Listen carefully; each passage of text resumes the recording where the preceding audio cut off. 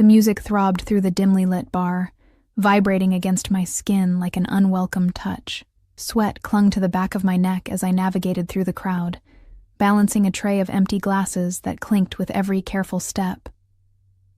My feet ached in the second-hand heels I'd bought from a thrift shop, the only pair I owned that looked nice enough for this upscale establishment.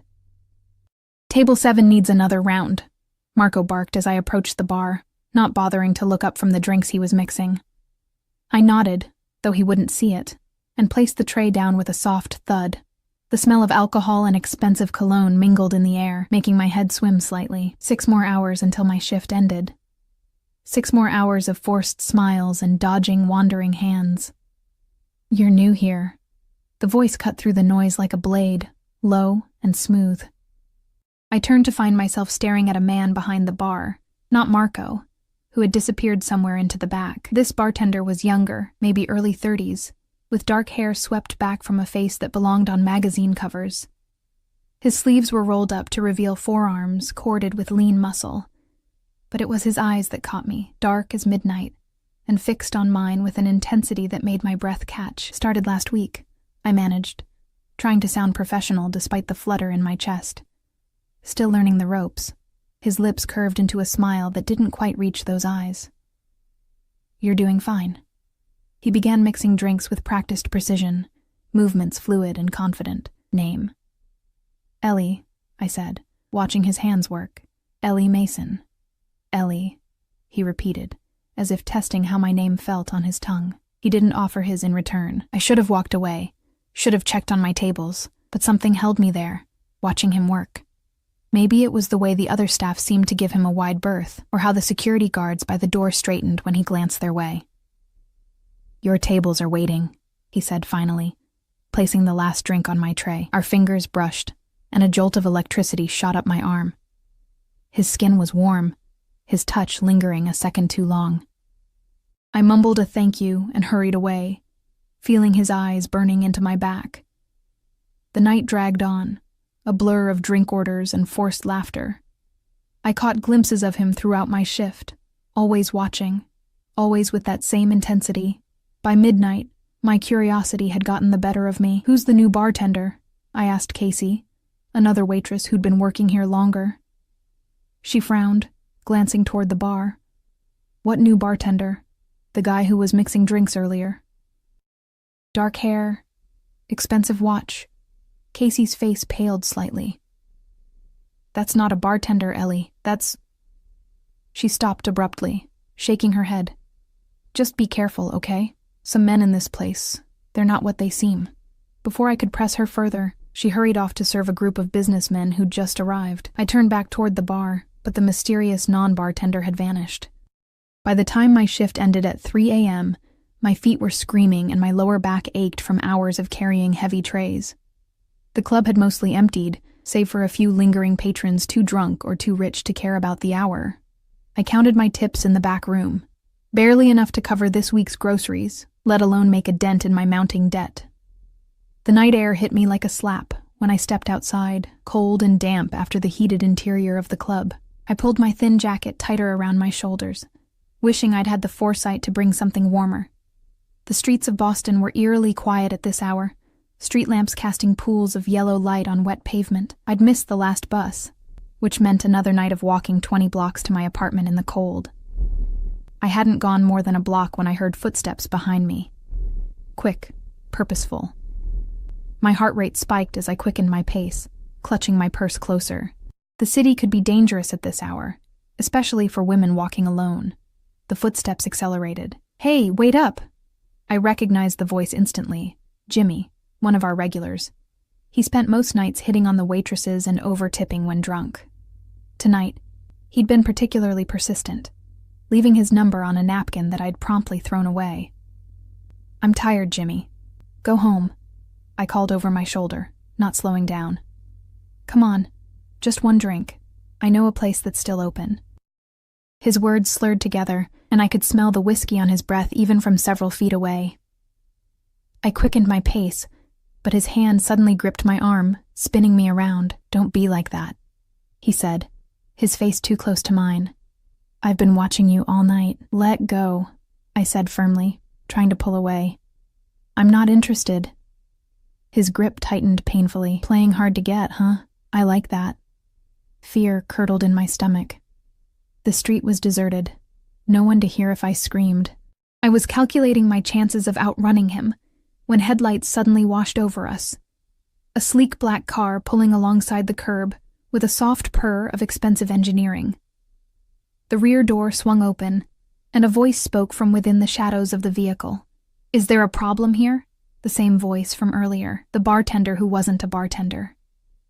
Jimmy's grip loosened slightly as he turned toward the interruption, annoyed. Mind your own business, pal. The lady and I... Get in the car, Ellie. It wasn't a suggestion. It was a command, spoken with such quiet authority that I found myself moving toward the open door before I'd made a conscious decision to do so. Hey, Jimmy protested, reaching for me again. What happened next occurred so quickly I barely registered it. A large figure emerged from the front passenger seat, a broad-shouldered man with a buzz cut who moved with silent efficiency. Jimmy was suddenly on his knees, gasping, though I hadn't seen the bodyguard strike him. Get in, the voice from the car repeated, softer this time. I hesitated at the open door, peering into the dimly lit interior. The mysterious man from the bar sat inside, his features half hidden in shadow. Common sense screamed at me to run, that getting into strange cars with unknown men was exactly how women ended up on missing persons posters. I can just call a cab, I offered weakly. It's 3 a.m. in a rough neighborhood and you're being followed by a drunk who won't take no for an answer, he replied evenly. I'm offering you a safe ride home. Behind me, Jimmy was still on the ground, the bodyguard standing over him with a warning hand on his shoulder. Rain began to fall, fat drops that quickly soaked through my thin jacket. Hesitantly, I slid into the car's leather interior, the door closing behind me with a soft, expensive thunk.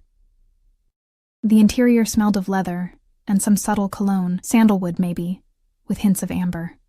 The man sat across from me, his features now visible in the dim lighting. He was even more handsome up close, with high cheekbones and a strong jaw dusted with perfect stubble. He wore a simple black suit that probably cost more than 3 months of my rent. Thank you, I said awkwardly as the car pulled away from the curb. But I could have handled it. His lips quirked in what might have been amusement. I'm sure you could have, Ellie Mason. The way he said my name sent a shiver down my spine. Not entirely unpleasant. I realized I still didn't know his. You never told me who you are, I said, trying to keep my voice steady. Or why you were pretending to be a bartender. I wasn't pretending anything, you assumed. He studied me with those dark eyes that seemed to see right through me. And names have power, especially mine. The cryptic answer should have set off warning bells, but exhaustion had dulled my senses. Besides, there was something about him that made me feel strangely safe, despite all logic suggesting otherwise. Where do you live? He asked. I hesitated before giving my address in the rundown part of South Boston. If he was surprised by the neighborhood, he didn't show it. He simply nodded and pressed a button to speak to the driver. So, I ventured after a moment of silence, do you often give rides to random waitresses, Mr. Adriano? He offered finally. And no, I don't. Then why me? His gaze was penetrating, as if he were trying to solve a puzzle. You remind me of someone. Before I could ask who, the car slowed to a stop outside my apartment building, a dilapidated structure with peeling paint and security bars on the windows. Embarrassment washed over me as I imagined how it must look through his eyes. Thank you for the ride, I said quickly, reaching for the door handle. Wait. He pulled out a business card, plain white with just a phone number embossed in black. If you ever need anything, I took it hesitantly. Why would I need anything from you? Because life is unpredictable, Ellie Mason. And everyone eventually needs something. Our fingers brushed as I took the card, that same electric current shooting up my arm. I slipped it into my pocket, murmured another thank you, and escaped into the drizzling rain. It wasn't until I was safely inside my apartment, deadbolt locked behind me, that I realized I hadn't told him I was being followed tonight. Yet he'd shown up at exactly the right moment, as if he'd been watching me, as if he'd known. The next morning, I woke to pounding on my door. Bleary-eyed and still half asleep, I stumbled out of bed, wrapping myself in a threadbare robe. The insistent knocking continued as I peered through the peephole to see my landlord's reddened face. "Mason, open up." I reluctantly unlocked the door, opening it just enough to see him. "Mr. Finch, it's not even 9. "Where's my money?" he demanded, pushing the door wider. "You're 2 months behind, and I've been more than patient." My stomach sank. "I get paid next week. I can give you half then, and not good enough." His eyes narrowed. "I've got people lined up who can pay on time. Either you have the full amount by tomorrow, or you're out. But that's not legal. You have to give proper notice." He laughed, a harsh sound. "Sue me." "Oh, wait. You can't afford to. Tomorrow, Mason. All of it." The door slammed behind him, leaving me standing in the middle of my tiny apartment, panic rising in my throat. $6,000 by tomorrow. Impossible. I'd been struggling since losing my job at the accounting firm 3 months ago, after I'd reported my boss for cooking the books. They'd fired me instead of him, and I'd been blacklisted from every legitimate financial job in the city since. The bartending gig barely covered food and utilities. My savings were depleted, and my credit cards maxed out. I sank onto my second-hand couch, head in my hands, trying to think of a solution that didn't involve calling my ex-boyfriend Danny. He'd help, for a price I wasn't willing to pay. My fingers brushed against something in my robe pocket, the business card from last night. I pulled it out, staring at the elegant number. "Everyone eventually needs something," Adriano had said. But calling would mean owing him, and men like him, men who rode in cars with bodyguards and commanded rooms without speaking, didn't offer help without expecting something in return. Still, I had no other options. With trembling fingers, I picked up my phone and dialed. The phone rang 3 times before someone answered. "Yes?" A deep voice, not Adriano's. I hesitated, suddenly feeling foolish. I'm calling for Adriano. He gave me this number last night." A brief silence. "Your name?" "Ellie Mason." Another pause, the sound of muffled voices. Then Adriano was on the line, his voice sending an involuntary shiver down my spine. "Ellie." That was quick. I swallowed hard, pride warring with desperation. I wouldn't call if I had other options, I know. Something in his tone suggested he knew exactly why I was calling. "Tell me what you need." When I explained about the eviction, he was silent for so long I thought the call had dropped. $6,000, he finally said, voice neutral. "I can pay it back," I hurried to add. "I just need time to find a better job. I have a degree in finance, but I know who you are, Ellie Mason, 27 years old. Bachelor's in financial analysis from Northeastern. Fired from Donovan and Associates after reporting irregularities in their client accounts. Blacklisted by half the firms in Boston." My blood ran cold. "How do you—" "I make it my business to know things," he interrupted smoothly. "Especially about people who interest me." "And why would I interest you?" I asked, trying to keep my voice steady despite the alarm bells ringing in my head. "As I said last night, you remind me of someone." He paused. "The money will be delivered this afternoon. You'll have a job interview on Monday at 10 a.m. Wear something professional."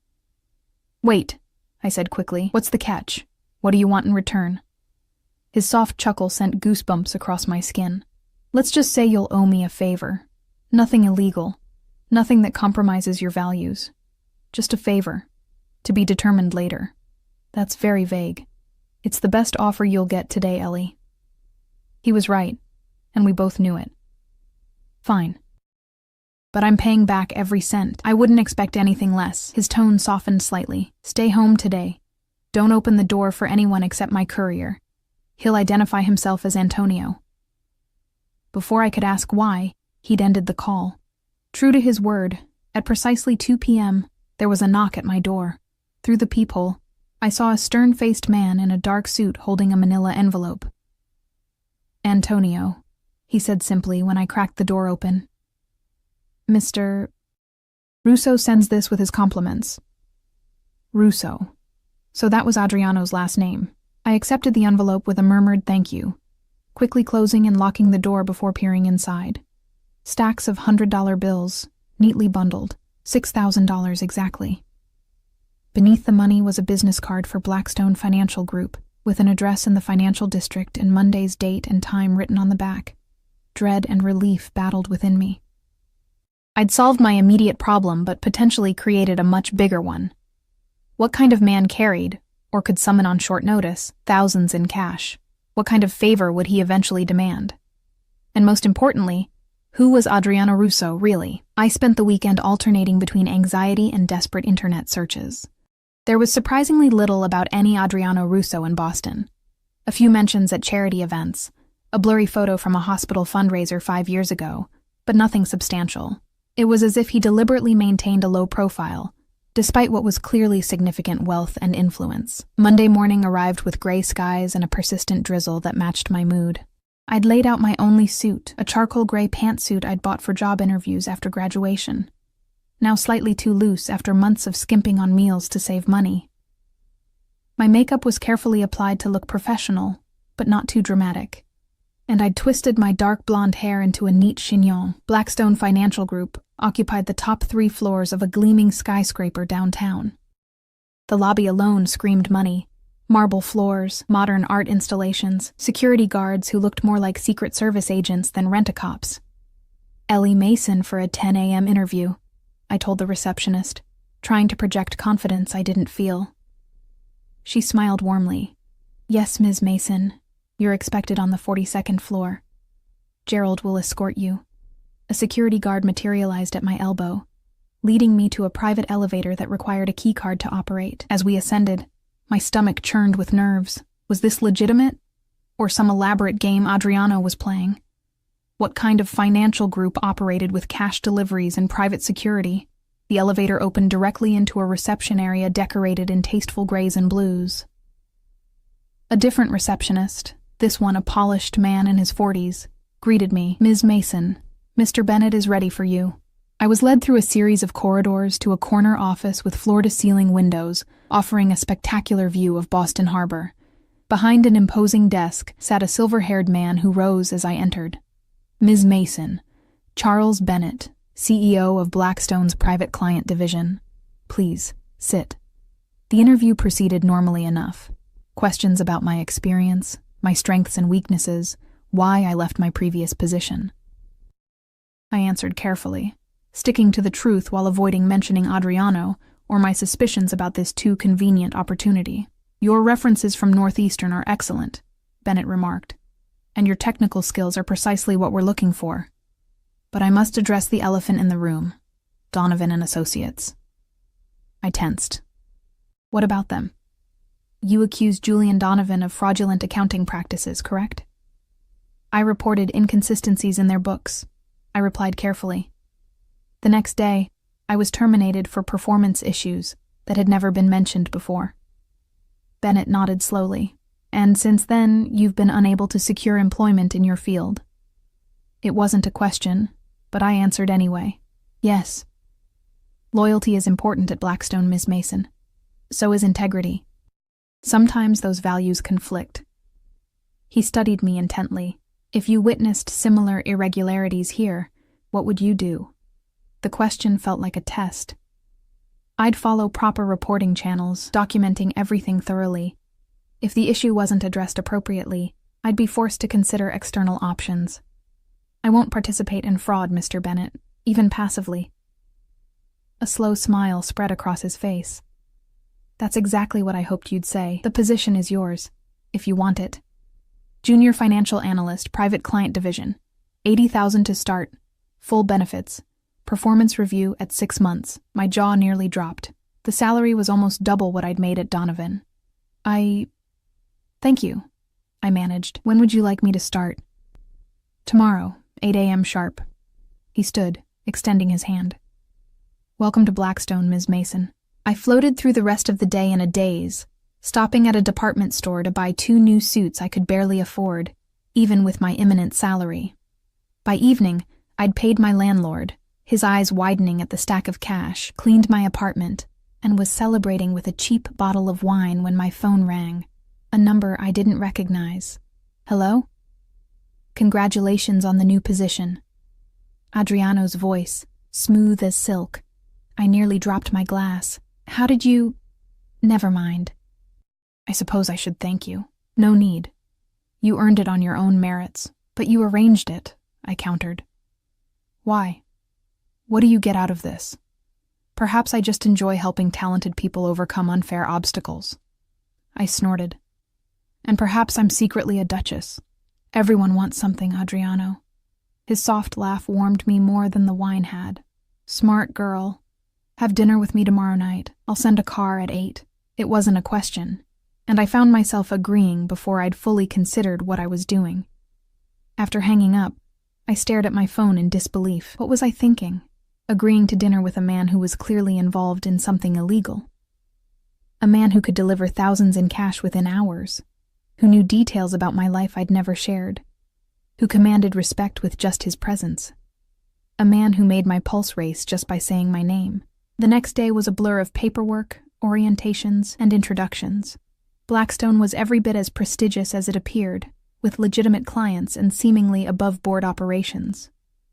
By the end of the day, my concerns had somewhat eased, though questions about Adriano's connection to the firm lingered. At precisely 8 p.m., a text message alerted me that my ride had arrived. The same sleek black car waited outside, the same silent driver holding the door. This time the car was empty, but a small box sat on the leather seat. Inside was a delicate silver bracelet with a single charm, a key. A card beneath it read, "To New Beginnings. A." The car took me to an exclusive restaurant on the waterfront, the kind with no visible signage and no prices on the menu. The maitre d' greeted me by name, escorting me through the dimly lit space to a private room in the back. Adriano rose as I entered, looking devastatingly handsome in a tailored charcoal suit that emphasized his broad shoulders and lean physique. Ellie. He took my hand, pressing his lips to my knuckles in an old-world gesture that should have seemed affected but somehow wasn't. "You look lovely." I was acutely aware of my department store suit and the simple bracelet that was probably the most expensive piece of jewelry I'd ever worn. "Thank you for the gift. It's beautiful, but you're uncomfortable accepting it," he finished, pulling out my chair. "It's just a bracelet, Ellie, not a collar." The choice of words sent a strange thrill through me. Still, it seems excessive for a man I barely know. His dark eyes glittered in the candlelight. "Then let's remedy that. Over dinner. Exquisite courses paired with wines I couldn't pronounce. Adriano told me about growing up in North Boston, the son of Italian immigrants. He spoke of his father's small import business, his mother's legendary Sunday dinners, his own scholarship to Harvard Business School. Nothing that explained his obvious wealth and power. Nothing about his current business ventures. When I tried to steer the conversation in that direction, he expertly deflected. "Enough about me," he said, topping off my wine glass. "Tell me more about the job. Is it what you hoped for?" I described my first day, the people I'd met, the projects I'd been assigned. "It's legitimate," I concluded, watching him carefully. "A real position with real responsibilities. Did you expect otherwise? I don't know what to expect from you, Adriano. You appear in my life like some fairy godfather. Solve my problems with a wave of your hand, and ask for nothing concrete in return. People don't do that without ulterior motives." He leaned forward, his gaze intense. "What if my motive is simply you, Ellie?" "Then you're either lying or crazy," I replied bluntly. "Men like you don't pursue women like me without reason." "Men like me?" One eyebrow arched. "And what kind of man am I, exactly?" I hesitated, then decided honesty was my best approach. Powerful, dangerous, connected, the kind who solves problems with cash deliveries and has drivers who double as bodyguards. The kind who can make a prestigious financial firm hire someone who's been blacklisted throughout the industry. A smile played at his lips. "And yet you're here, having dinner with this dangerous man." "Curiosity," I said, "and gratitude. You did help me, whatever your reasons. Perhaps I just saw something in you worth saving." The intensity in his gaze made my cheeks flush. I changed the subject, asking about the restaurant, the wine, anything to break the tension building between us. He allowed it, though his knowing smile suggested he was well aware of my discomfort. By the time dessert arrived, a decadent chocolate creation I was too full to do justice, I'd had enough wine to lower my guard slightly. When Adriano asked about my family, I found myself telling him about growing up in a small town outside Providence, my father's early death, my mother's struggle with depression that eventually led to her suicide during my sophomore year of college. "I'm sorry," he said, and the genuine compassion in his voice nearly undid me. "That explains a lot about you." "What does it explain?" "Your resilience, your determination to stand on your own." His fingers brushed mine across the table.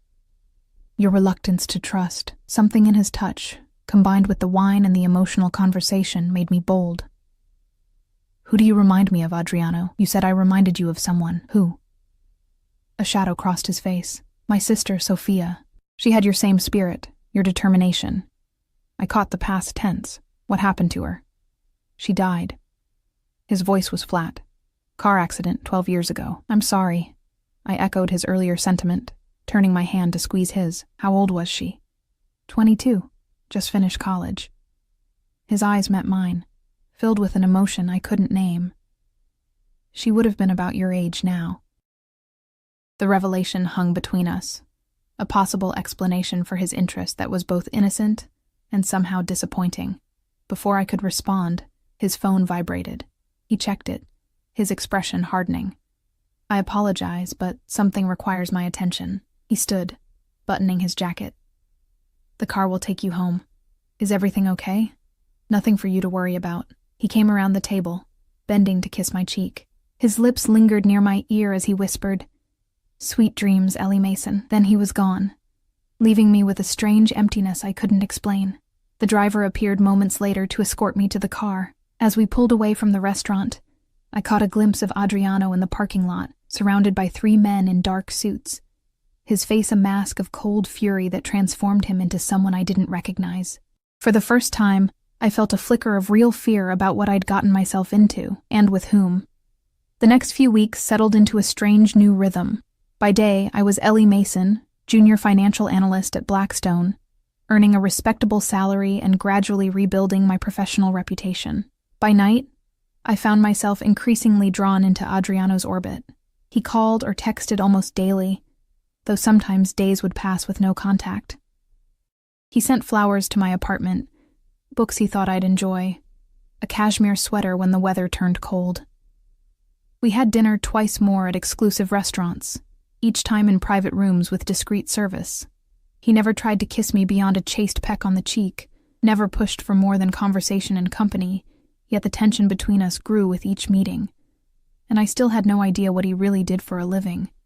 My new colleague, Vivian, raised an eyebrow when a bouquet arrived at the office one afternoon. "Secret admirer?" she asked, peering at the elegant white roses. I tucked the card, bearing only the initial A, into my desk drawer. "Just a friend." "Must be some friend," she remarked. "Those are $50 each, minimum." Later, as we shared lunch in the break room, she leaned closer. "So, what's his name?" "Whose name?" She rolled her eyes. "The friend sending you small fortunes in flowers. The one you're suddenly unavailable for after work drinks because of. The reason you're smiling at your phone every 5 minutes." Heat crept up my neck. "Adriano," I admitted. "But it's not serious." Her fork clattered against her plate. "Adriano? As in Adriano Russo?" My stomach dropped. "You know him." Vivian glanced around nervously before lowering her voice. "Ellie, everyone in Boston finance knows Adriano Russo. Or knows of him, at least. And?" She hesitated. "Let's just say he's not someone you casually date. His family has connections. Old money. Old power. Old ways of handling problems." "What kind of connections?" I pressed, though I was beginning to suspect the answer. "The kind that made my Italian grandmother cross herself whenever their name was mentioned," she said grimly. "Look, I'm not saying the rumors are true, but if even half of them are, be careful, okay?" I nodded, my appetite gone. That night, I finally did what I should have done weeks ago. I searched for Russo family Boston instead of just Adriano's name. The results were disturbing. Articles about suspected racketeering in the 1980s, a 1990s trial where 3 family associates were convicted while the patriarch, Antonio Russo, walked free. More recent pieces speculating about the family's legitimate businesses, real estate, import and export, financial consulting, serving as fronts for less savory enterprises. And there, in a 5-year-old article about the changing face of organized crime in Boston, was Adriano, described as the Harvard-educated heir apparent to the Russo Empire, who has ostensibly legitimized much of the family business while maintaining their iron grip on certain sectors of Boston's underground economy. My phone buzzed with a text from him. "Dinner tomorrow? There's someone I'd like you to meet." I stared at the message, my finger hovering over the reply button. The smart move would be to end this now, before I got any deeper.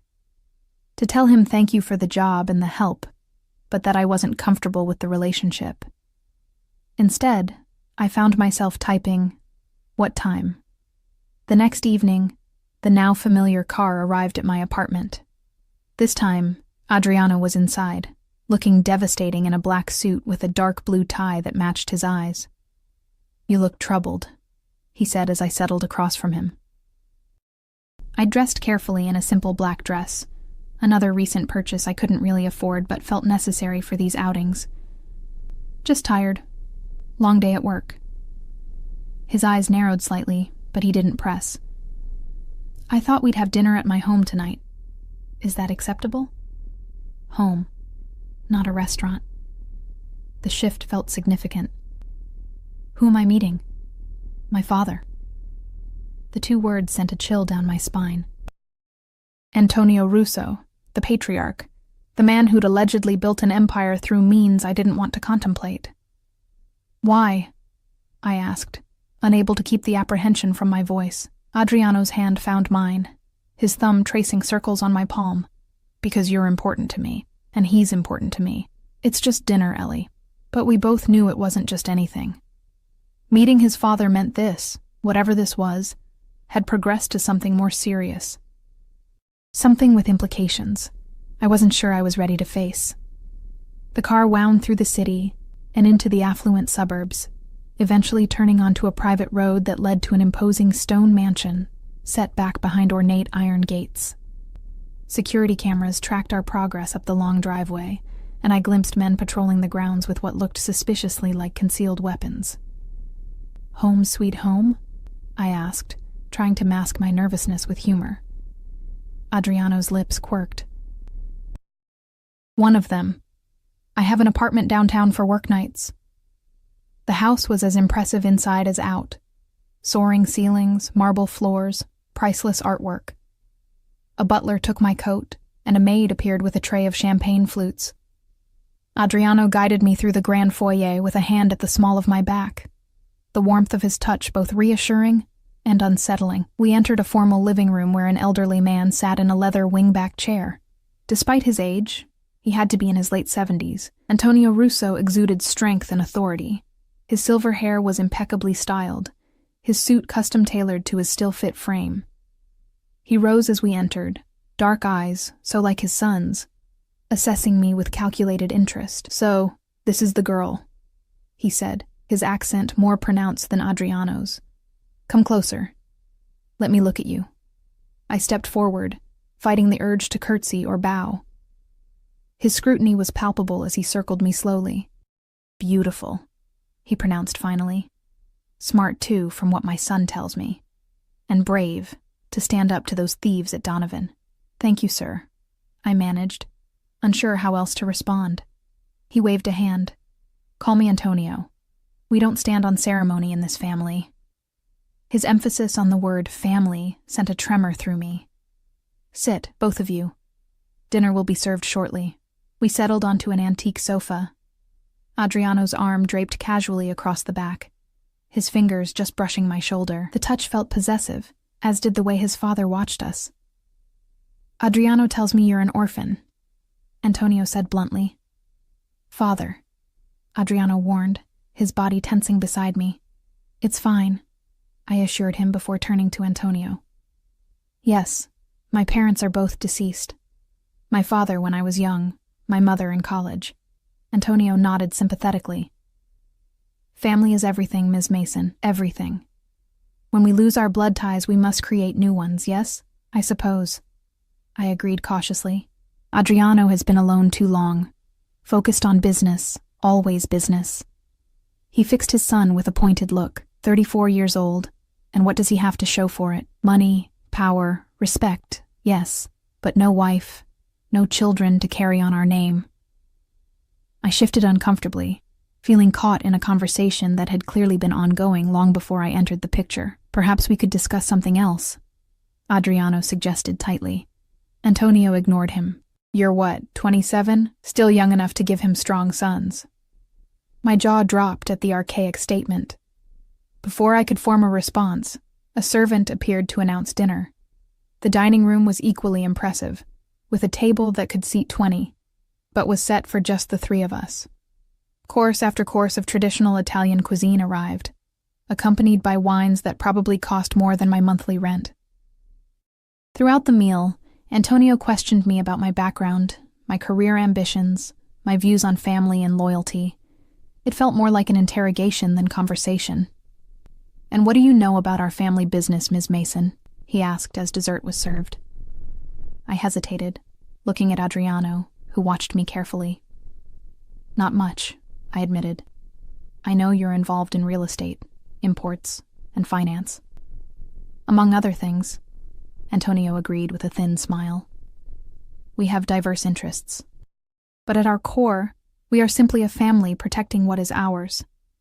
Sometimes that requires unconventional methods." Adriano set down his wineglass with deliberate care. "Father..." "She should know what she's getting involved with," Antonio interrupted sharply. "No good comes from secrets between family." "We're not family," I pointed out, though my voice lacked conviction. Antonio's eyes glittered. "Not yet."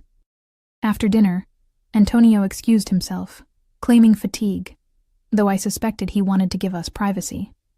Adriano led me through the house to a solarium overlooking the extensive grounds, now lit by subtle landscape lighting. "I apologize for my father," he said, pouring us each a glass of aged bourbon from a crystal decanter. "He's from a different generation, with different expectations." "About women? Or about your choice of companion?" I accepted the drink, needing its warmth. "Both."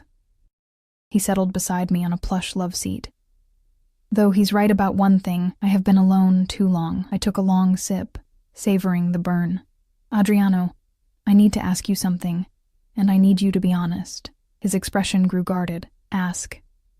"The Russo family, your father, you..." I struggled to find the right words. "Are you connected to organized crime?"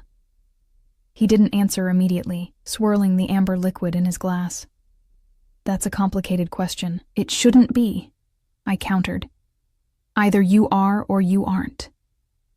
My grandfather came to this country with nothing," he began slowly. "He built something, a network, a business, a family, by whatever means necessary in a time and place that offered few legitimate opportunities to Italian immigrants. My father expanded that empire, walking the line between the old ways and the new, and I..." He paused, meeting my eyes. "I've worked to legitimize what can be legitimized, to modernize what can be modernized." "That's not an answer. It's the most honest one I can give." He set his glass down, turning to face me fully. "My family has power in this city, Ellie. That power comes with responsibilities, expectations, and yes, complications. But I've never killed anyone. I don't deal drugs or run prostitution rings. I don't extort innocent businesses." "But you have people who do those things for you," I guessed. His jaw tightened. "I protect what's mine. Sometimes that requires force, or the threat of it. And what am I to you? Another acquisition to protect? A broodmare for your dynasty, as your father implied?" Anger flashed in his eyes. "Is that what you think?" "I don't know what to think," I admitted, my voice cracking slightly. "You appear in my life like some dark guardian angel, solve all my problems, shower me with gifts and attention. Now I'm meeting your father and hearing hints about becoming family. It's moving too fast, and I don't even know who you really are." He moved closer, his hand cupping my cheek with surprising gentleness. "I am exactly who you think I am, Ellie. A man with too much power and too little happiness. A man who saw something in you. Your spirit, your integrity, your refusal to be broken by the world, and wanted it for himself. Is that so hard to believe? Yes, I whispered, though I leaned into his touch despite myself. Men like you don't fall for women like me without reason. You keep saying that. His thumb traced my lower lip, sending shivers down my spine. What kind of woman do you think you are? Ordinary. Damaged. Poor. I see a woman of extraordinary courage and principle, a woman who deserves far better than life has given her. His face was inches from mine now, his voice a low rumble that I felt more than heard. A woman I haven't been able to stop thinking about since the moment I saw her. I should have pulled away, should have remembered all the warning signs, all the red flags. Instead, I closed the distance between us, pressing my lips to his in a kiss that started gentle but quickly blazed into something more consuming. His hands tangled in my hair as he deepened the kiss, drawing a soft moan from my throat. Mine found their way inside his jacket, feeling the solid warmth of him through his shirt. There was nothing tentative in the way he kissed. It was possessive, demanding, yet somehow still asking permission with every touch. When we finally broke apart, both breathing heavily, his eyes had darkened with desire. "Stay with me tonight," he murmured against my lips. Reality came crashing back. I pressed a hand against his chest, creating space between us. I can't. It's too much. Too fast. Disappointment flashed across his face, but he nodded, leaning back. I understand. Do you? I searched his eyes. Because I'm not sure I do. What is this, Adriano? What do you want from me? Everything, he said simply. But I'll take whatever you're willing to give. The raw honesty in his voice undid me. I surged forward again, capturing his mouth in another kiss, this one more desperate than the last. His arms wrapped around me, pulling me onto his lap as his lips traveled down my neck. Adriano, I gasped, threading my fingers through his hair. I still need time to understand what this means, what I'm getting involved in. He pulled back, studying my face with an intensity that made my heart race. Take all the time you need. But know this, Ellie Mason. I protect what's mine, and from the moment I saw you, I've considered you mine. The possessive statement should have alarmed me. Instead, it sent a thrill of excitement through my body, a dangerous warmth pooling low in my belly. This man, this dangerous, powerful, complex man, wanted me. Not as a toy or a trophy, but as something essential. I'm not yours, I said, needing to assert some independence even as my body betrayed me by melting against him. I don't belong to anyone, not yet. He echoed his father's words, a smile playing at his lips. But you will be. The car ride back to my apartment was charged with unspoken tension. Adriano kept a careful distance, but his eyes rarely left me, dark with promised pleasures that made my skin flush. When we arrived, he walked me to my door, the hallway of my rundown building somehow transformed by his presence. Thank you for coming tonight, he said formally, though his eyes burned with anything but formality. Thank you for inviting me, I replied, equally proper. We stood there, the air between us electric with possibility. Then he stepped back, the perfect gentleman. Good night, Ellie. Good night, Adriano. I closed the door behind me, leaning against it as I listened to his retreating footsteps. Only when I heard the building's front door close did I allow myself to breathe normally again. My phone buzzed with a text. Dream of me. A. I smiled despite myself, already knowing I would. The next morning, I woke to another text. Check your email. Important. Curious, I opened my work email to find a message from my boss, asking me to handle a new account, Russo Holdings. Attached were financial statements for what appeared to be a legitimate real estate corporation, with assets in the hundreds of millions. A second text arrived. Thought you might appreciate seeing the legal side of my business interests. Lunch today? I stared at my phone, torn between professional curiosity and personal caution. Last night had crossed a line, but in the cold light of morning I wasn't sure if I regretted it or wanted more. I have a meeting at noon, I typed back.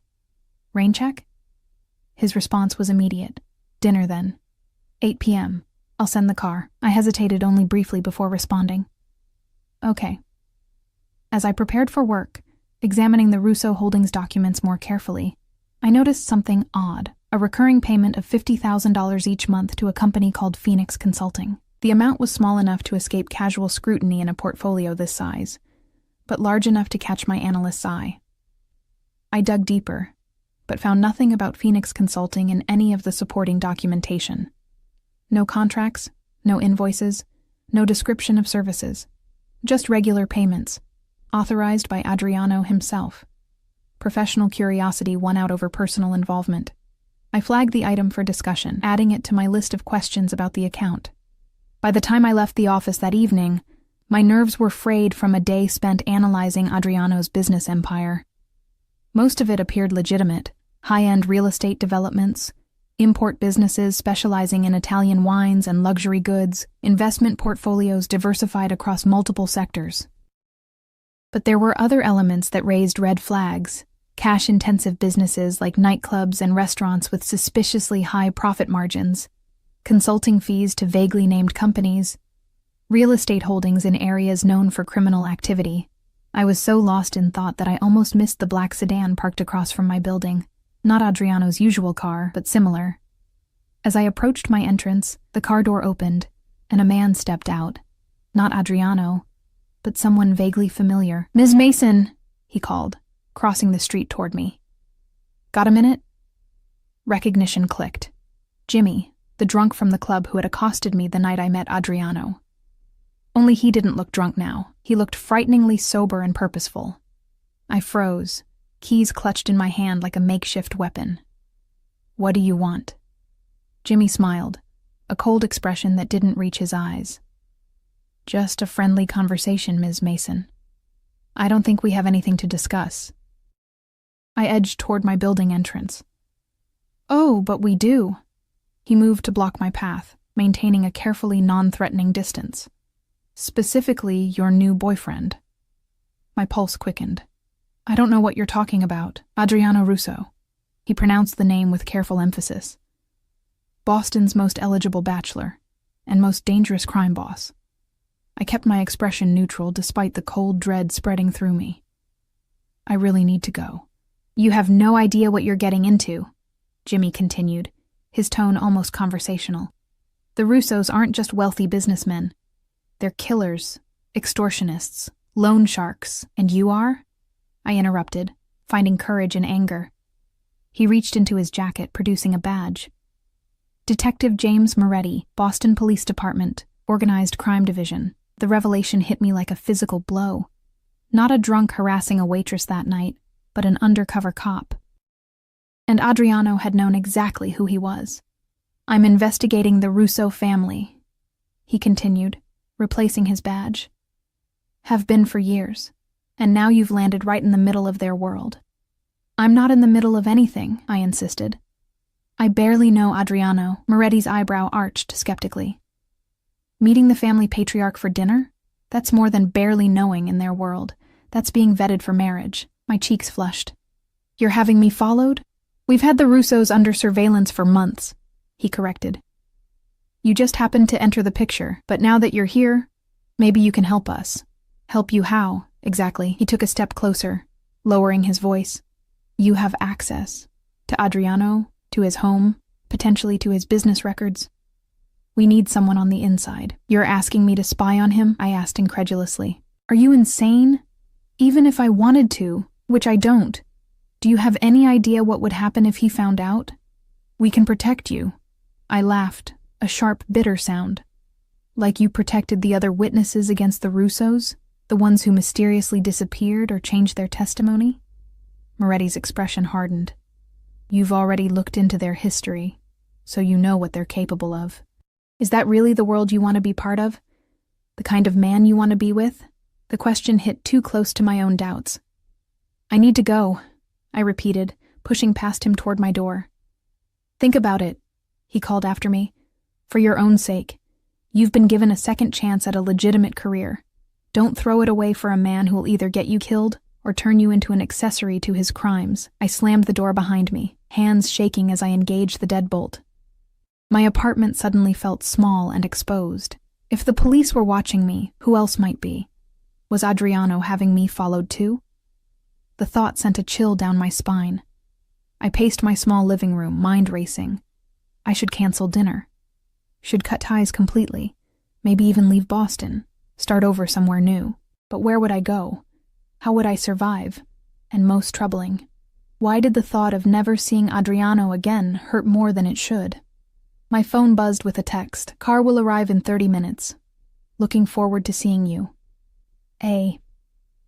I stared at the screen, paralyzed with indecision. Then, almost mechanically, I moved to the bathroom to shower and prepare, as if my body had made the decision my mind couldn't. 29 minutes later, I was waiting outside my building, dressed in a simple blue dress that brought out my eyes. I'd left my hair loose the way Adriano seemed to prefer it, applied minimal makeup, and wore only the bracelet he'd given me as jewelry. The car arrived exactly on time. Adriano himself stepping out to greet me instead of sending a driver. He looked devastatingly handsome in dark jeans and a crisp white shirt, more casual than I'd ever seen him. "You're stunning," he said, eyes appreciative as they swept over me. "You're not using a driver tonight?" I asked, noticing the absence of his usual security. I thought we could use some privacy. He opened the passenger door of a sleek sports car. A Ferrari, I guessed, though I knew little about luxury vehicles. Just the two of us tonight. No staff, no security, no family. The intimacy of the arrangement both thrilled and alarmed me. As I slid into the buttery leather seat, I couldn't help wondering if Detective Moretti was watching from somewhere nearby, noting the license plate, tracking our movements. Adriano drove with the same controlled confidence he brought to everything, handling the powerful car with effortless precision as we wound through the city streets and onto a coastal highway. The sun was setting over the ocean, painting the sky in dramatic oranges and purples. "Where are we going?" I finally asked, breaking the comfortable silence. "My place by the sea," he replied, reaching over to take my hand. "I thought we could use a change of scenery, more privacy to talk." Talk. The word hung between us, pregnant with implication. There was so much we needed to discuss, so many questions I needed answered. But now that the moment was here, I found myself hesitating, unsure where to begin. We drove for another 20 minutes before turning onto a private road that curved along a rocky section of coastline. At the end stood a modern glass and stone house perched dramatically on a cliff overlooking the Atlantic. Unlike the family mansion, there were no visible security measures, no patrolling guards, just breathtaking architecture blending seamlessly with the natural landscape. "This is yours?" I asked, as he parked in a 3-car garage already housing 2 other luxury vehicles. "One of my personal properties," he confirmed, "not connected to the family business." The distinction seemed important to him. As we entered through a sleek kitchen with state-of-the-art appliances, I noted the lived-in touches that suggested he spent significant time here: coffee mugs hanging from hooks, a worn paperback on the counter, comfortable-looking furniture arranged to maximize the ocean view visible through floor-to-ceiling windows. "Wine?"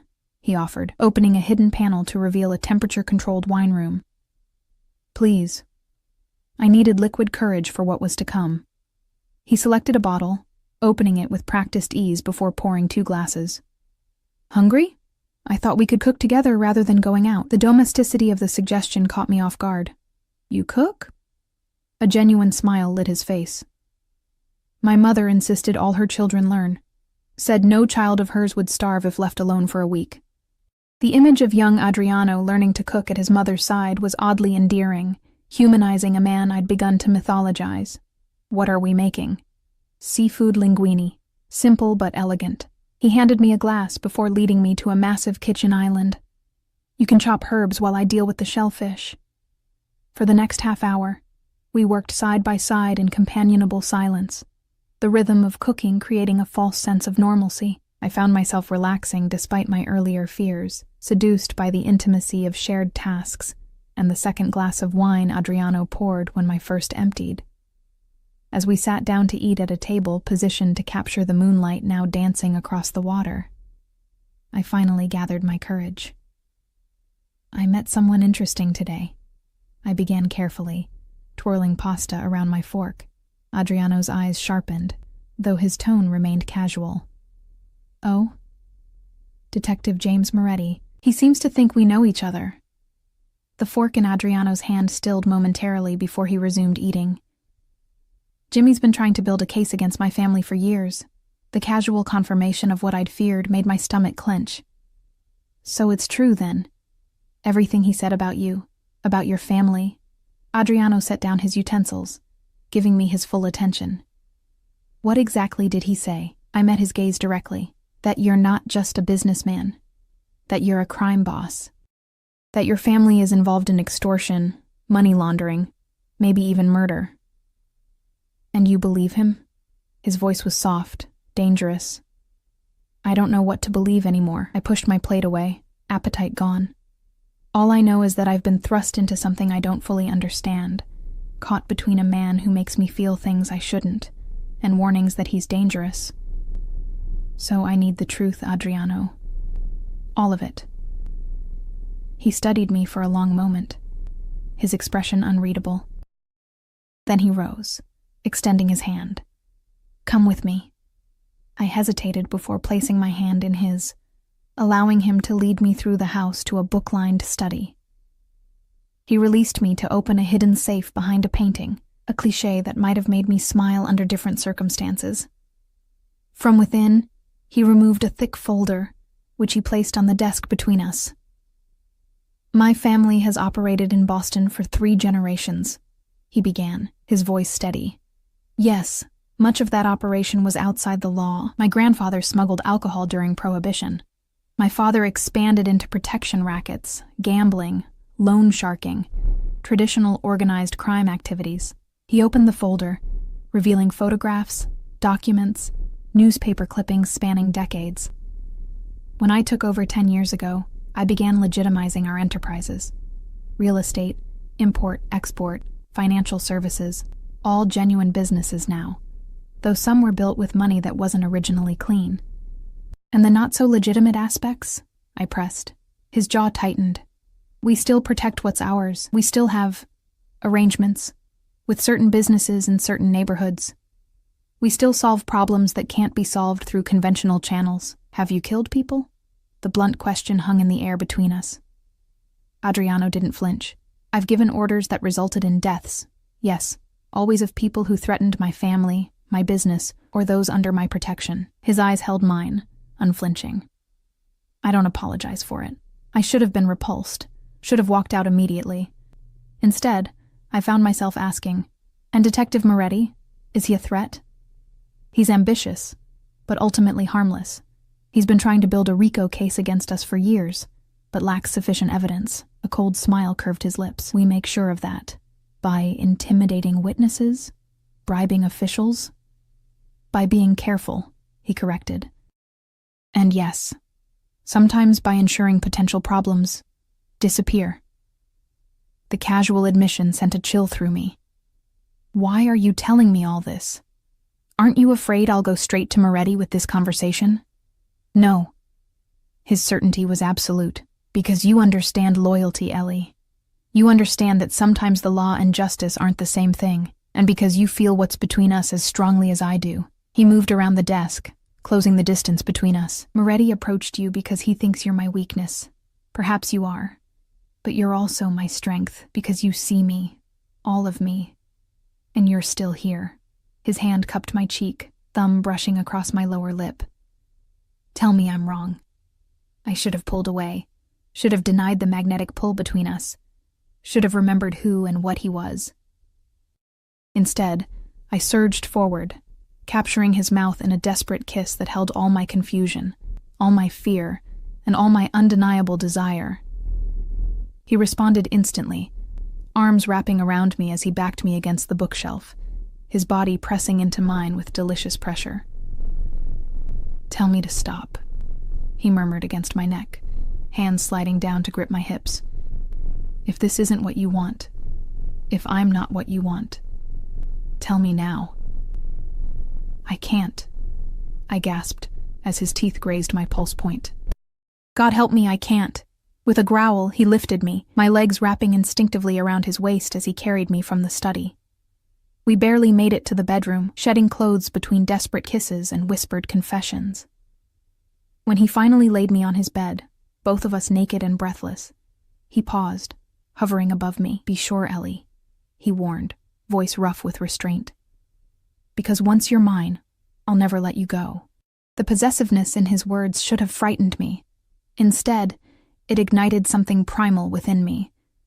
A desire to be claimed, to belong, to surrender to the overwhelming force that was Adriano Russo. "I'm sure," I whispered, pulling him down to me. Hours later, I lay curled against his chest, his fingers tracing lazy patterns on my bare shoulder, my body pleasantly sore from our lovemaking. Outside, moonlight silvered the waves crashing against the cliffs below, beautiful, powerful, dangerous, like the man beside me. "What happens now?" I asked softly, not wanting to break the peaceful moment, but needing to know.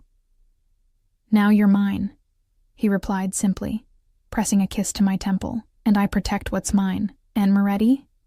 Don't worry about him." His voice hardened slightly. "He won't approach you again." The implication sent a ripple of unease through me. "Don't hurt him, Adriano. He's just doing his job. As long as he stays away from you, he has nothing to fear." His arm tightened around me possessively. "But he should know better than to touch what belongs to me." I propped myself up on an elbow, looking down at his beautiful face. "I don't belong to you." A slow smile spread across his lips. "Your body says otherwise." His hand slid down my bare back to cup my bottom. "As does the fact that you're still here, even knowing what you know." He was right, and we both knew it. Despite everything, the warnings, the revelations, the danger, I had made my choice. I had crossed a line that couldn't be uncrossed. "I need to keep my job," I said, changing topics slightly. "I need my own life, my own identity outside of this." I gestured between us. "Of course." He nodded seriously. "I admire your independence, your principles. I would never ask you to compromise them. And I need to know you won't use me to launder money or hide illegal activities." I held his gaze firmly. "I won't compromise my professional ethics even for you." Instead of anger, respect flashed in his eyes. "Agreed. Blackstone is legitimate, and your role there will remain above reproach." "I give you my word." "Your word as a crime boss?" I couldn't help the sardonic question. "My word as a man in love," he replied softly. The declaration stunned me into silence. Love? We'd known each other barely 2 months, yet as I searched his face, I saw nothing but sincerity in his dark eyes. "That's fast," I managed finally. "When you know, you know." He shrugged, seemingly untroubled by my lack of reciprocation. "My family has always loved deeply and instantly. It's both our greatest strength and our greatest weakness." I laid my head back on his chest, listening to the steady beat of his heart. "I need time, Adriano. This is all a lot to process. Take all the time you need." His fingers resumed their gentle exploration of my skin. "But sleep here tonight, with me." It wasn't a question, but neither was it a command, just a wish, spoken softly into the darkness. I nodded against his chest, already drifting toward sleep, lulled by his warmth and the rhythmic sound of waves breaking against the shore. I woke to sunlight streaming through floor-to-ceiling windows and the smell of coffee. Adriano was gone from the bed, but his robe lay draped across the foot, an implicit invitation. I slipped it on, the silk caressing my skin as I padded through the house, following the aroma to the kitchen. Adriano stood at the stove, dressed only in low-slung pajama bottoms, his broad back and defined shoulders on full display as he cooked what smelled like frittata. The domestic scene was so at odds with what I now knew about him that I paused in the doorway, momentarily disoriented. "Stop overthinking," he said without turning around. "I can hear the gears in your head from here." "How did you—" "I always know when you enter a room." He glanced over his shoulder, eyes warming as they took in the sight of me in his robe. "My body recognizes yours now." Heat rushed to my cheeks at the intimate statement. I moved to the coffee pot, pouring myself a cup to hide my reaction. "What time is it?" "Just after 8. Do you need to be at work?" I shook my head. "It's Saturday." "Good." He slid the frittata onto a serving plate. "Then we have all day." The prospect was both thrilling and terrifying. "For what?" "For whatever you want." He set the plate on the island between us. "Talk, make love again, go sailing, I have a boat docked nearby, or simply exist together in the same space while you process everything you learned last night. The casual options, offered without pressure, eased something tight in my chest. This man, this dangerous, powerful man who had confessed to ordering deaths, was giving me space, giving me choices. I'd like to talk more, I decided, taking a seat at the island. About us. About what this means going forward. He nodded, serving me a portion of the frittata before taking his own. Ask me anything. If I stay with you, if we do this, what does it mean for me? For my life? He considered the question carefully. It means you'll never want for anything material again. It means you'll be protected, always. It means certain doors will open for you professionally, while others may close because of the association. It means I'll be watched, I added. By your enemies. By the police. Yes, he acknowledged. There would be risks. I won't pretend otherwise, but I would do everything in my power to keep those risks from touching you directly. I took a bite of the frittata, delicious of course, while contemplating his answer. And what would you expect from me in return? Besides the obvious. I gestured vaguely at the bedroom. A smile played at his lips. The obvious is certainly a perk I intend to enjoy thoroughly and often. His expression grew more serious. But what I want most is your loyalty, your trust, and eventually, your love. I don't expect you to participate in any aspect of my business that makes you uncomfortable. I don't expect you to compromise your principles. I just want you, Ellie. The rest we can figure out as we go. The sincerity in his voice was disarming. I reached across the island to take his hand. I'm scared, Adriano, not just of your world, but of how I feel about you. It's happening so fast, and it's so intense. His fingers tightened around mine. I know. But that intensity, that's how you know it's real. We spent the day together, talking, swimming in his heated infinity pool, walking along the private beach below the house. With each hour that passed, I found myself relaxing more into his presence, into this strange new reality where I was falling in love with a man who straddled the worlds of legitimate business and organized crime. By Sunday evening, when he drove me back to my apartment, we had reached an understanding of sorts. We would continue seeing each other, but discreetly. I would maintain my job at Blackstone, and he would respect the boundaries I'd established regarding his business dealings. Most importantly, he promised not to overwhelm me with the speed and intensity that came naturally to him. I'll try to court you properly, he'd said with a wry smile as we stood at my door. Like a normal man would. You could never be normal, I'd replied, rising on tiptoes to kiss him goodbye. For the next 2 weeks, he kept his word. Flowers arrived at my apartment, not my office. We had dinner at out-of-the-way restaurants where we wouldn't be recognized. He called or texted daily but didn't smother me with constant attention. By all appearances, we were a normal couple in the early stages of dating, except for the armed driver who now picked me up and dropped me off at work each day. Except for the subtle security detail I occasionally glimpsed following me when I went shopping or met friends for coffee. Except for the way other people reacted when they saw us together. The nervous deference, the averted eyes, the hushed whispers. I was adapting to this new normal when Detective Moretti appeared again, waiting outside my building one evening as I returned from grocery shopping. Ms. Mason, he greeted me, falling into step beside me. We need to talk. I kept walking, heart pounding. I have nothing to say to you. Maybe not, but I have something to say to you. His voice was urgent. You're in danger. That made me pause. From who? From the company you're keeping. He glanced around nervously. Look, I know you've gotten involved with Russo. I know it's probably too late to talk you out of it. But you should know what happened to the last woman he got serious about. A cold feeling settled in my stomach. What are you talking about? Her name was Sofia Conti. 5 years ago, she was dating Adriano. Things got serious. Family dinners, weekend trips, the whole routine. Then she disappeared. Police reports said she left town suddenly, but nobody's heard from her since. Sofia. The name of his sister, who died 12 years ago. You're lying. Am I? Moretti produced a photograph from his jacket. A beautiful young woman with dark hair and olive skin, smiling at the camera. "This is Sophia. Look familiar?" I stared at the photo, confusion washing over me. The woman did look vaguely familiar, similar to me in coloring and build, though with darker features, similar to how Adriano had described his sister. He told you she was his sister, didn't he? Moretti pressed, seeing my reaction. That's his pattern, Ellie. He finds women who remind him of Sophia, women he can control, women who need his help. Then when they get too close, when they learn too much, they vanish. That's ridiculous, I said. But my voice lacked conviction. If that were true, why hasn't he been arrested? Because he's careful. Because he has half the city in his pocket. Because no bodies have ever been found.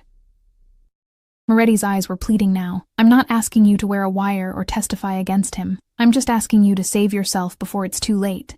I pushed past him toward my building entrance. Leave me alone. Just ask him, Moretti called after me. Ask him about Sophia Conti. Watch his reaction. And if you ever need help, if you ever feel unsafe, call me. He pressed a card into my hand. Day or night? I slammed the door behind me, leaning against it as I tried to steady my breathing. My hands trembled as I set down my groceries and pulled out my phone. No messages from Adriano. He was in New York for business, not expected back until tomorrow. I stared at our last text exchange. Casual, affectionate, normal. Had it all been a lie? A sick game he played with vulnerable women who resembled a dead lover he'd renamed as his sister? I should call him. Demand answers. But what if Moretti was right? What if confronting Adriano put me in danger? I spent a restless night, alternating between absolute certainty that Moretti was lying to feed his obsession with bringing down the Russos, and gnawing doubt that made me question everything Adriano had told me. By morning, I was exhausted, eyes gritty from lack of sleep, mind foggy with confusion. I called in sick to work, something I'd never done before. Then I made a decision. I would search for the truth myself. Online records were my specialty, after all. If Sophia Conti had existed, if she had disappeared under suspicious circumstances, there would be a trail somewhere. I spent the morning hunched over my laptop, digging through news archives, public records, and social media. What I found was disturbing. Sophia Conti had indeed existed, a graduate student in art history at Boston University who had disappeared 5 years ago. The police report listed her as a voluntary missing person, with a note that she'd left a message for her roommate saying she was leaving town suddenly for personal reasons. The case had been closed after minimal investigation. More troubling were the photos I found on an archived social media account. Sophia with friends at a gallery opening, Sophia on a boat, laughing at the camera. And one photo that made my blood run cold. Sophia at a charity gala, standing beside a younger Adriano, his arm draped possessively around her waist. Not his sister, his girlfriend.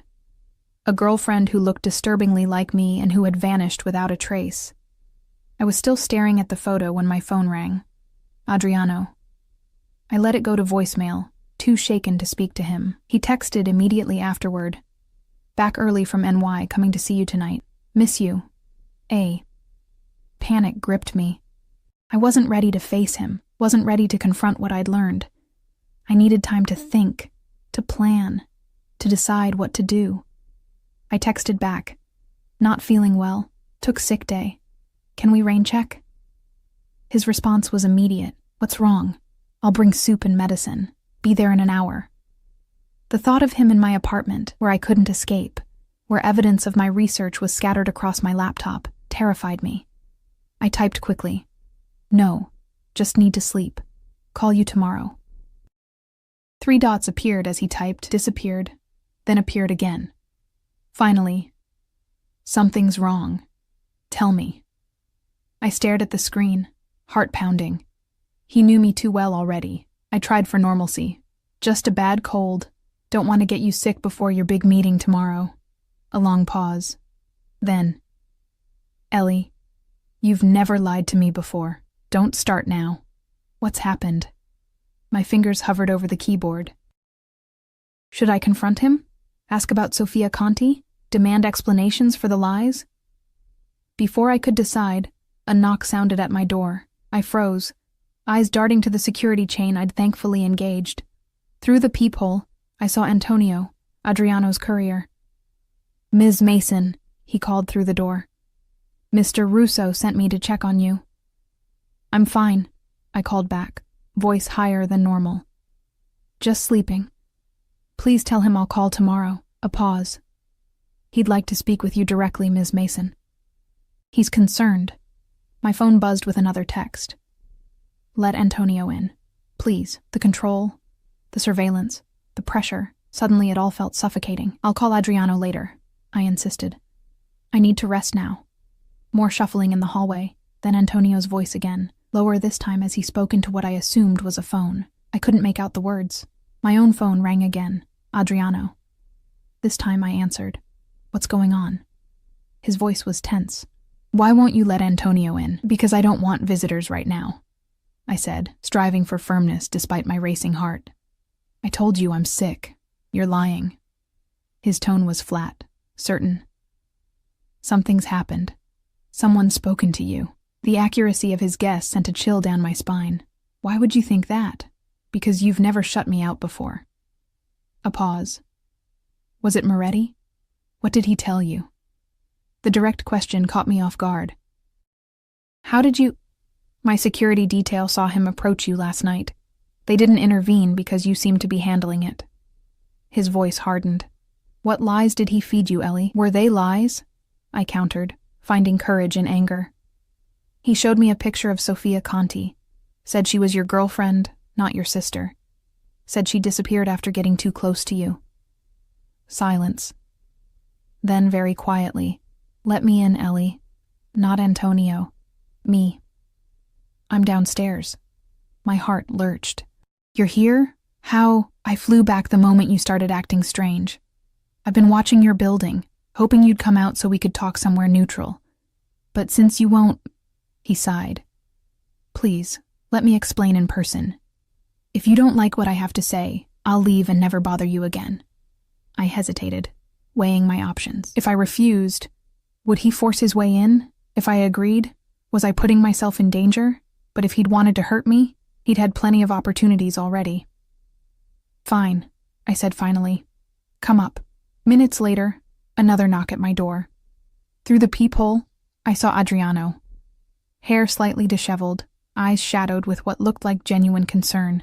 I unbolted the door but left the chain engaged, opening it just enough to see him clearly. "Take your security and go home, Adriano. I'll talk to you alone, or not at all." He hesitated, then nodded, pulling out his phone to issue brief instructions. After a moment, he put the phone away. "They're gone. It's just me now." I closed the door to remove the chain, then reopened it fully, standing aside to let him enter. He stepped inside cautiously, as if entering a minefield. I noticed he wore casual clothes, jeans and a sweater, rather than his usual suit, and carried nothing but his phone. "You look terrible," he said softly, taking in my appearance. Unwashed hair, pale face, eyes red from crying and lack of sleep. "Yes. Well, finding out your boyfriend might be a murderer will do that to a girl." The words came out sharper than intended. He flinched, actual pain flashing across his features. "Can we sit, please?" I gestured toward the couch, taking the armchair across from it, maintaining distance between us. He sat forward, elbows on his knees, hands clasped. "Sofia Conti was my girlfriend 5 years ago," he began without preamble. "We met at a gallery opening. She was beautiful, passionate about art, completely unimpressed by my money or my name. I fell hard and fast." I remained silent, watching his face carefully. "She did resemble my sister somewhat. Same coloring, similar features.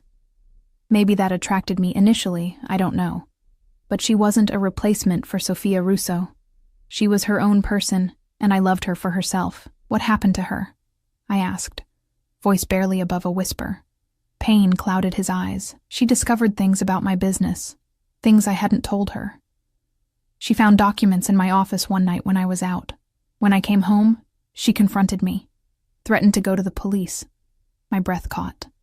And I begged her not to. Told her I loved her, that I was working to legitimize everything, that she just needed to give me time.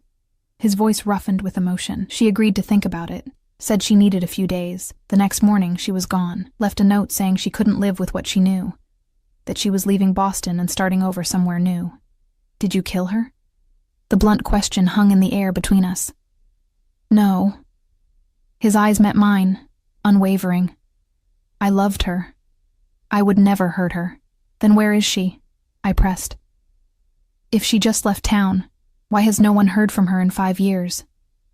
He looked down at his hands. Because I made it that way. What does that mean? It means I gave her what she asked for. A new life, far away from me and my world. He sighed heavily. She contacted me a week after she left.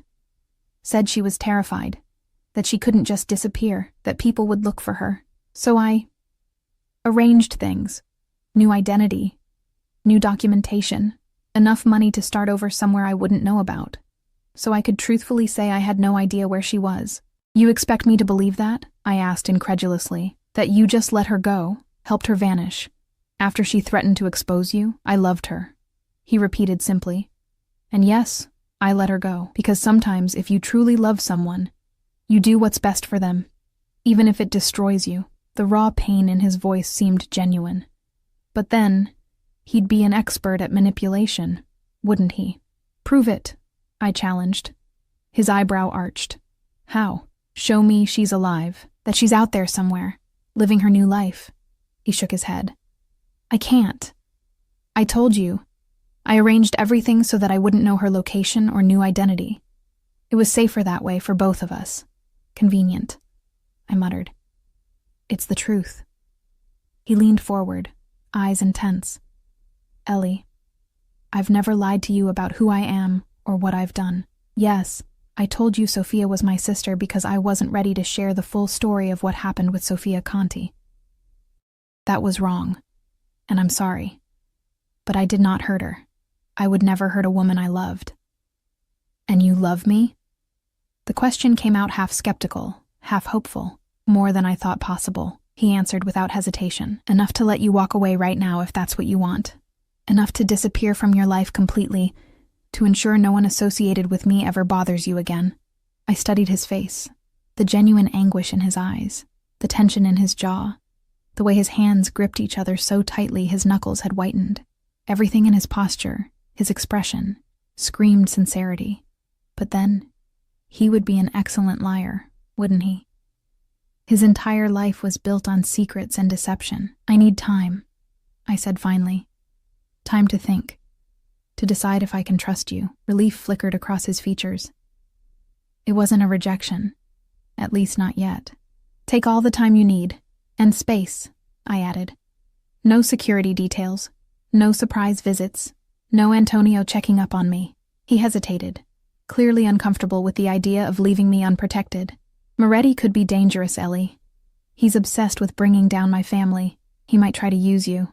I can handle Moretti, I assured him. I just need normal for a little while. Adriano nodded slowly. 1 week.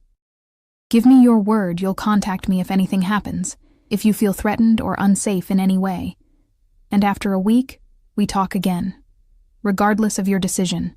It was a reasonable request. Agreed. He stood, clearly reluctant to leave but respecting my wishes. At the door, he paused, turning back to me with naked vulnerability in his eyes. For what it's worth, I've never felt about anyone the way I feel about you, not even Sophia. Then he was gone, the door closing softly behind him. The week that followed was the longest of my life. I threw myself into work, stayed late at the office, kept my head down. No flowers arrived, no texts appeared on my phone. No black sedans followed me home. Adriano was honoring our agreement to the letter. I missed him with an intensity that shocked me. By day 5, I'd made my decision. I spent hours drafting and redrafting a text to him, trying to find the right words. In the end, I went with simplicity. I choose to believe you, not because I'm certain, but because I want to be with you enough to take the risk. But there need to be rules going forward. Complete honesty. No more half-truths. And I want proof Sophia Conti is alive. His response came within minutes. Dinner tonight? My place downtown. 8 p.m. I'll send a car, but only if you're comfortable. And Ellie, thank you for your faith in me. I won't betray it.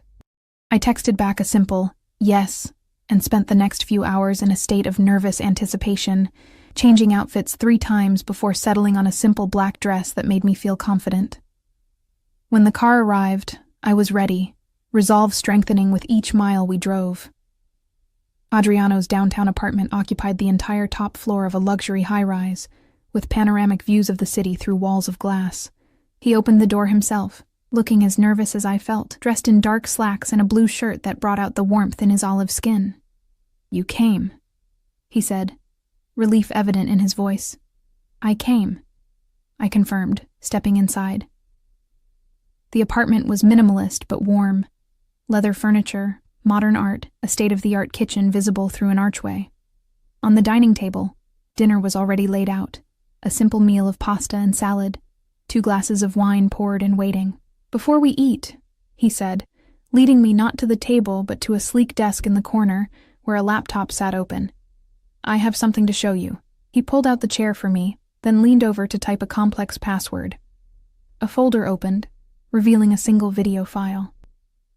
"This was delivered to me yesterday, through channels so secure even I don't know their origin. Watch."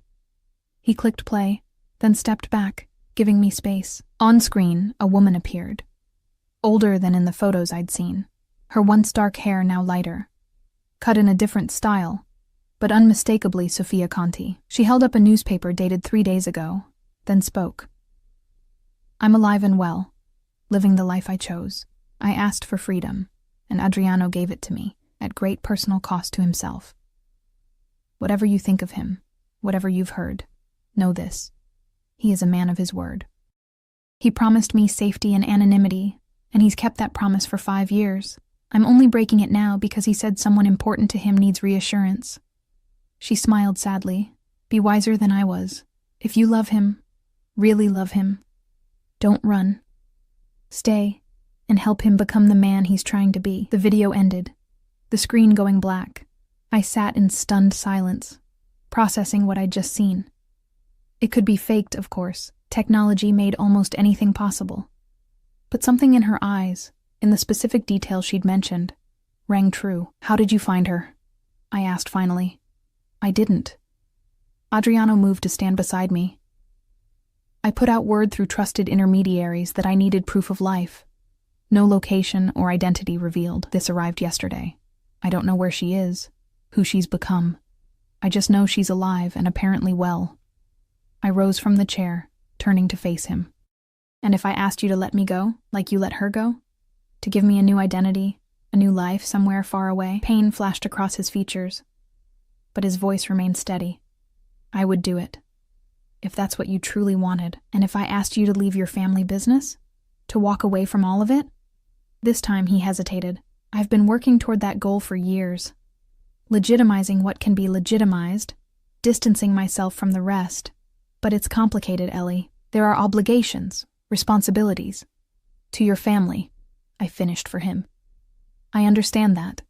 But if we're going to be together, I need to know there's an endgame, that someday we can just be Adriano and Ellie, without all the danger and secrecy and moral compromise." Hope dawned in his eyes. "You're staying?" I stepped closer, resting my hands on his chest, feeling his heart race beneath my palm. "I'm staying, with conditions." "Name them," he said immediately. "Complete honesty between us. No more secrets, no more lies, even by omission." I held his gaze steadily. "I keep my job, my independence. You keep working toward legitimacy, with a clear timeline and plan. And..." I took a deep breath. "If we have children someday, they never become involved in anything illegal. Ever." His hands came up to frame my face, thumbs stroking my cheekbones. "Children?" he asked softly, a smile playing at his lips. "You're thinking that far ahead?" "I'm a financial analyst," I reminded him. "Long-term planning is what I do." He laughed, the sound warming me from the inside out. "All your conditions are not only acceptable, but exactly what I want too. Especially the children part." "I'm serious, Adriano," I pressed. "This won't be easy. There will be times I'll question everything, times I'll be afraid. Times I'll wonder if I've made a terrible mistake, and I'll be there through all of it, proving to you every day that you haven't." His expression grew serious. "I love you, Ellie Mason. I've spent my life protecting and expanding what my family built, but none of it means anything without someone to share it with. Someone who sees me, all of me, and chooses to stay anyway." I rose on tiptoes, pressing my lips to his in a kiss that held all my lingering fears, all my cautious hope, and all the love I could no longer deny. "I choose you," I whispered against his mouth. "God help me, I choose you." His arms wrapped around me, lifting me off my feet as he deepened the kiss, pouring all his passion and promise into the connection between us. When we finally broke apart, both breathless, he rested his forehead against mine. "Thank you for giving me a chance to be the man you deserve," he murmured. "Thank you for being honest, even when the truth was ugly," I replied, hands linked behind his neck. We had dinner that night, eventually, talking and planning and dreaming until the city lights below us dimmed and the first hints of dawn appeared on the horizon. We spoke of a future where the Russo name meant legitimate business, philanthropy, respect earned through honest means. We acknowledged the challenges, the danger, the difficult road ahead. But as I drifted to sleep in his arms, I felt something I hadn't experienced since before my parents died, a sense of belonging, of safety, of home. I had kissed a man I thought was just a handsome bartender, only to discover he was a mafia boss with a complicated past and dangerous present, and somehow, against all logic and common sense, it turned out to be the best mistake I ever made. 3 years later, as I stand beside Adriano at the grand opening of the Russo Foundation for Children of Incarcerated Parents, our infant daughter sleeping peacefully against my shoulder, I know I made the right choice. The path hasn't been easy. There were investigations, threats from rival organizations, tense negotiations with law enforcement, but Adriano kept every promise. The illegal operations were systematically dismantled or transferred to others. The legitimate businesses flourished under his leadership and my financial guidance. We built something new together, something we can be proud of, something we can pass on to our daughter without shame. And sometimes, late at night, I think of Sofia Conti, living her new life somewhere far away. I hope she's happy. I hope she's found peace. But mostly, I'm selfishly grateful she ran, that she wasn't strong enough to stay and fight for the man she loved, because her loss became my gain. And I have no intention of ever letting go. "What are you thinking about?" Adriano asks, his arm sliding around my waist as the photographers finish taking pictures of the foundation's official opening. I lean into him, our daughter stirring slightly between us. About how sometimes the wrong kiss leads to exactly the right life. His smile, still capable of making my heart race after all this time, lights up his face. "I've never made a better mistake than letting you think I was just a bartender. And I've never made a better mistake than believing you," I reply, rising on tiptoes to kiss the man who transformed from a dangerous stranger into the center of my world, my protector, my partner, my home.